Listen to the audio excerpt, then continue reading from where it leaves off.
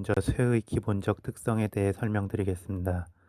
쇠는 제왕이라는 정점의 다음 흐름이 됩니다. 명칭은 쇠락한다는 의미의 쇠이지만 기운이 마냥 하락하는 방향으로 가지는 않습니다. 왕의 자리에서 물러났다고 바로 모든 것을 내려놓는 것은 아니기 때문입니다. 그래서 권력에 대한 미련이 남아 있습니다. 다만 전면에 나서지 않을 뿐입니다. 그만큼 장막 뒤에서라도 자신의 권한을 행사하고자 하고 과거 제왕이었던 때처럼 행동하고 싶기도 합니다. 이는 결국 쇠의 흐름이 조금은 모순된 모양새로 나타남을 의미합니다. 즉, 조용하게 마음을 누그러뜨리고 자신만의 시간을 갖고자 하지만 때로는 중심에 다시 서고 싶고 주목도 받고 싶습니다. 또한 인생의 긴 시간을 살아오면서 많은 것을 경험했기에 노련함이 있지만 또 한편으로 제왕이었을 때처럼 허세와 사치를 부리고 싶기도 합니다. 따라서 쇠의 흐름은 불길이 최대한으로 치솟았다가 잦아드는 느낌이 됩니다. 불길이 잦아들 때는 하염없이 약해지기만 하는 게 아니라 다시금 크게 치솟기도 하는 것처럼 쇠의 흐름도 그런 마음의 출렁임이 존재하게 됩니다. 다음으로 쇠의 장점을 보겠습니다.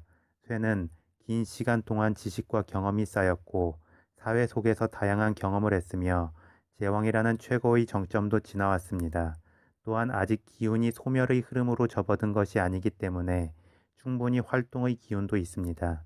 따라서 쇠는 노련함과 여유로움, 포용력 등이 있습니다. 이는 쇠의 기운이 어린 나이에 작용하면 애늙은이의 느낌도 주게 됩니다.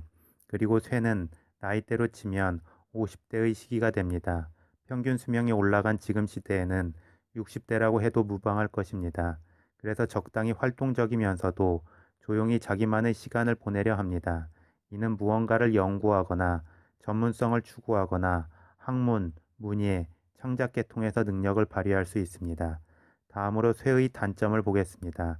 쇠는 제왕의 흐름을 거쳐왔기 때문에 제왕처럼 강하게 주목을 받고자 하지는 않지만 여전히 자신의 존재감을 드러내고 싶어 합니다. 그래서 돈을 모으는 것 같으면서도 조용히 새어나가게 됩니다. 그런데 이렇게 조용하지만 씀씀이가 클 수 있기 때문에 오히려 스스로 경계심을 갖지 않으면 보이는 게 없을 수 있습니다. 따라서 쇠의 기운이 강하다면 의식적으로 돈을 모으고 계획적으로 쓰려 하면 좋습니다. 더불어 쇠의 기운은 위에서 설명드린 것처럼 무조건 쇠락하기만 하는 것은 아닙니다. 잔잔하게 쇠락해 가는 중에 욱하는 한 방이 존재합니다. 그래서 성격적으로 욱하기도 하지만 행동에 있어서도 욱할 수 있고 이는 가끔 돌발적 변수를 만들 수 있음을 의미합니다. 그리고 보통은 그런 돌발적 행동은 부정적일 때가 많습니다. 따라서 쇠의 장점인 노련함을 견지하면서 욱하는 마음을 적절히 자제할 필요가 있습니다. 더불어 쇠의 흐름은 제왕의 시기를 거쳐오면서 주변에 사람이 남아있지 않은 고독함의 연속이기도 합니다. 그래서 본인 스스로도 종종 군중 속의 고독의 느낌을 받게 되고 본인이 베푼 만큼 다 돌려받지 못할 수도 있습니다. 그런데 또 쇠의 기운이 중심에 자리 잡은 사람들은 없어 보이거나 궁색해 보이지 않은 것이 문제라면 문제입니다. 즉, 궁색해 보이지 않기 때문에 주변으로 파리가 꼬일 수 있고 자신의 것을 나눠줄 수밖에 없다는 것입니다. 다음으로 쇠의 십성론적 특성을 보겠습니다. 이 강의에서는 일주에 작용하는 것만을 기준으로 보겠습니다. 화면에 보시는 것처럼 일주에 쇠의 기운이 작용하는 것은 갑진일주, 을축일주, 경술일주, 신미일주가 됩니다. 먼저 갑진일주와 을축일주는 쇠의 기운이 편재로 작용합니다. 편재는 불규칙적인 재물과 목표, 결실 등의 흐름입니다. 여기서 흐름은 들어오는 것만을 의미하지 않고 나가는 것도 의미합니다.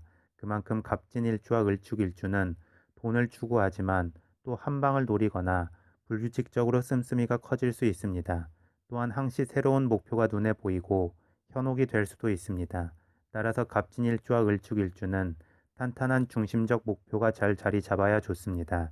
즉, 꾸준히 해나갈 일을 중심에 두고 취미로 이것저것 시도하는 것은 좋지만 중심 기둥에 해당하는 직업의 변화와 변동이 크면 그만큼 제대로 자리 잡기도 힘들고 명확한 결실을 얻기도 어려워질 수 있습니다. 특히 갑진일주는 을축일주에 비해서 양기가 강한 만큼 주변 사람들에게 큰 그늘의 역할을 하면서 자신의 것을 나눠주고 제대로 된 실속은 챙기지 못할 수 있습니다. 따라서 본인이 의지를 가지고 실속을 챙기기 어렵다면 그런 역할을 해줄 사람을 옆에 두는 것이 좋습니다.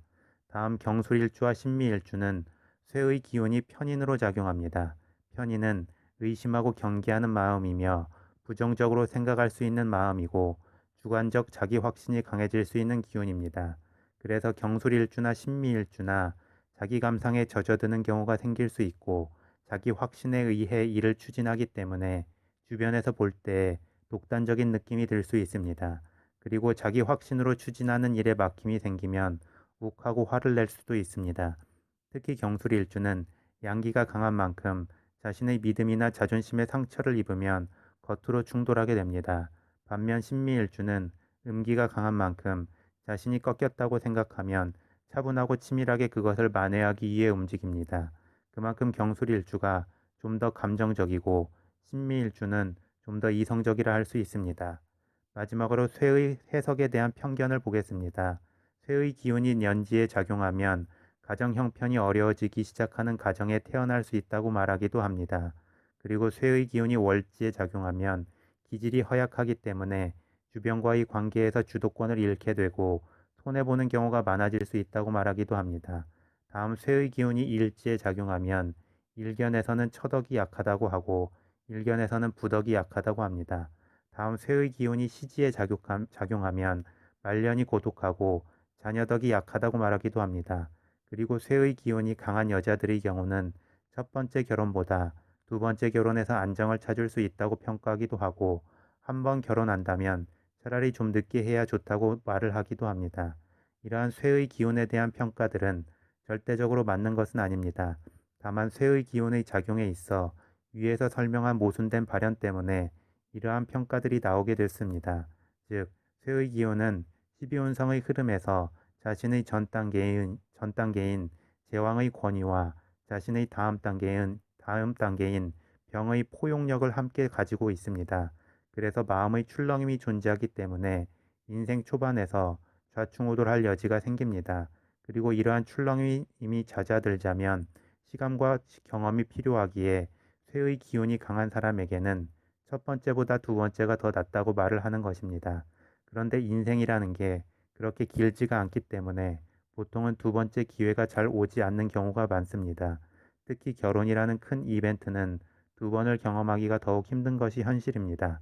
따라서 말년의 인생 무상의 허망함과 고독감이 따라오게 되는 것은 어쩔 수 없는 것 같습니다. 그리고 이를 그나마 조금이라도 방어하자면 결국 쇠의 기운이 강한 사람들은 자신의 재물을 최대한 많이 그리고 조용히 축적해둘 필요가 있습니다. 사람은 떠나가도 돈은 남기 때문이고 돈이 있으면 또 사람을 모을 수도 있기 때문입니다.